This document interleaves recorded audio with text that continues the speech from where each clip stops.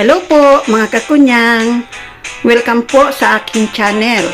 Sa ngayon po magluluto tayo ng honey garlic pork chop. Ang mga sangkap natin kailangan ay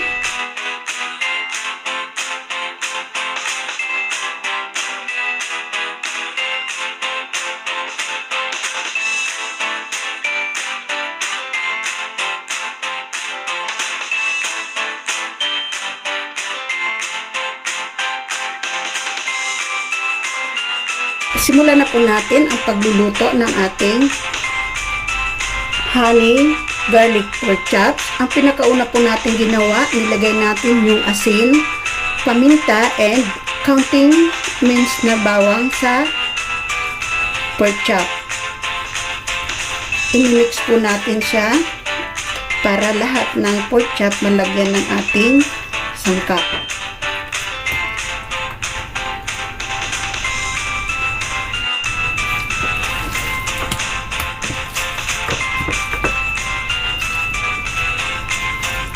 Ayan po, no, nahalo na natin yung sangkap sa karneng baboy. Ngayon po, sa pinainit natin kawali, ilalagay natin ang ating oil.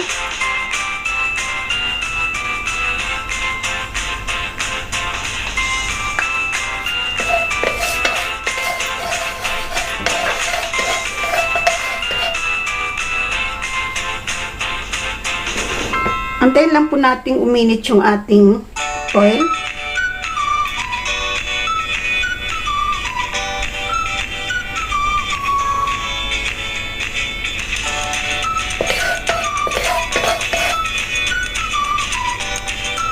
Ngayon po ilalagay natin yung ating pork chop.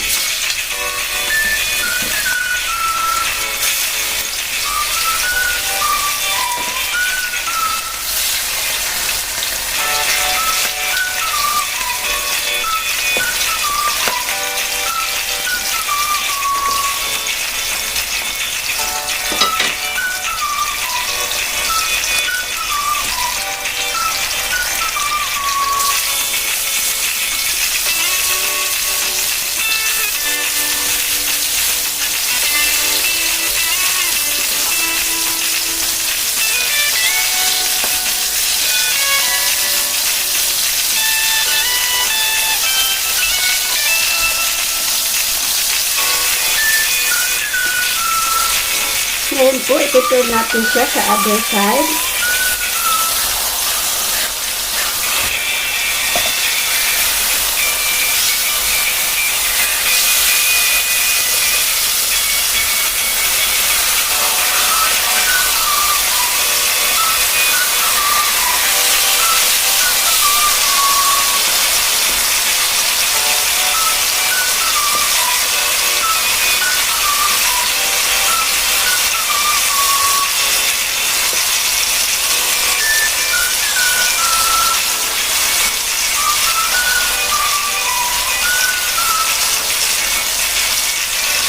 Antayin po natin na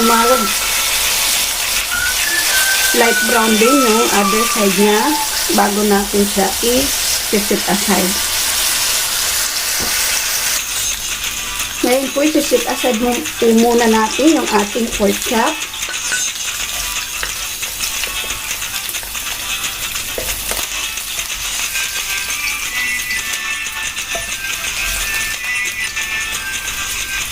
And then dito po sa the same pan, ilalagay natin yung ating butter.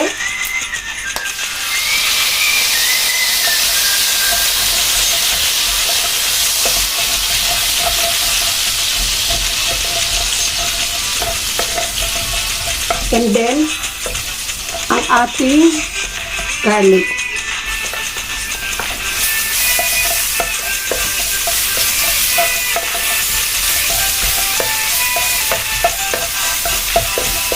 Antayin lang po natin lumabas yung bango ng ating garlic and ilalagay na din natin ang ating honey. Yung mga dikit-dikit po sa ating kawali, kailangan ikuha natin yun kasi magdadagdag yun ng masarap na lasa sa ating honey garlic. pork chop.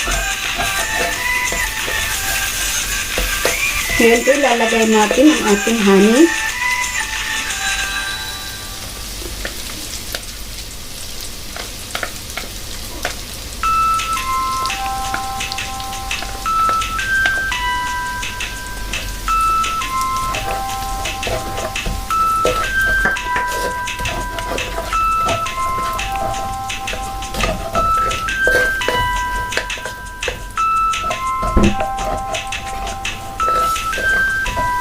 Ang ating chicken stock,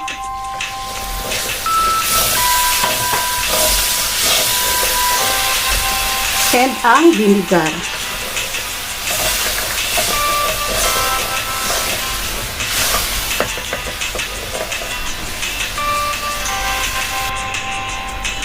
Sa ganito po, dapat po nasa medium high heat yung ating stove. And then, ipagpapatuloy lang po natin lutuin itong sauce hanggang sa mag-reduce siya.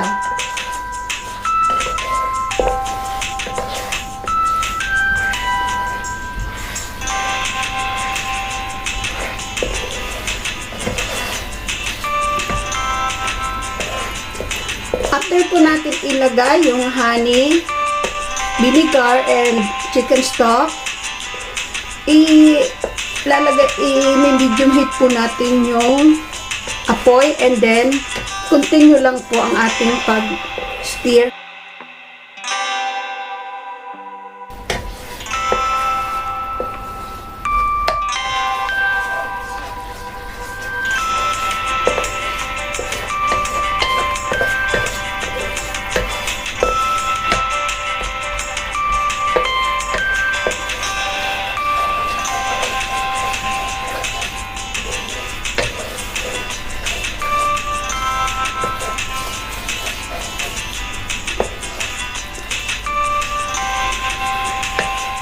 Ayan, sticky na po ang ating sauce. So, ibabalik na natin ang ating pork.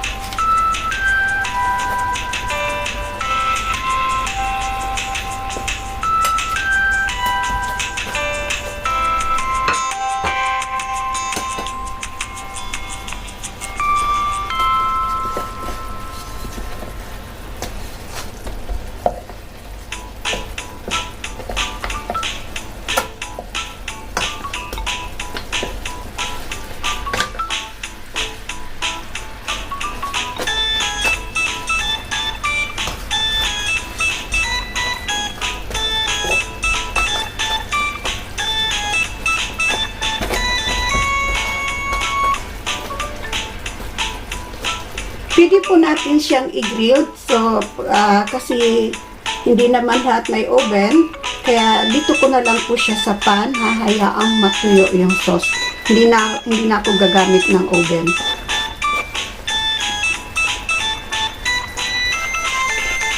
I-turn po natin siya from time to time.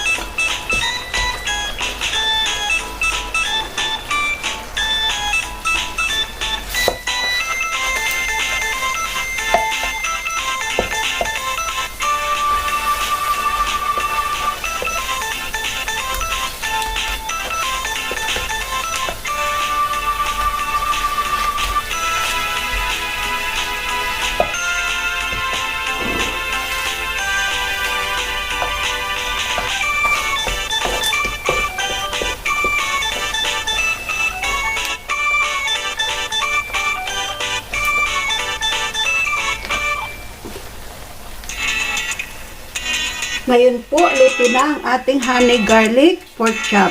Pwede naman po na kung gusto nyo tuyong-tuyo siya, pwede naman po. Pero since masarap po yung sauce niya, and masarap sa iulam sa kanin, so hayaan ko na lang po na ganyan lang siya.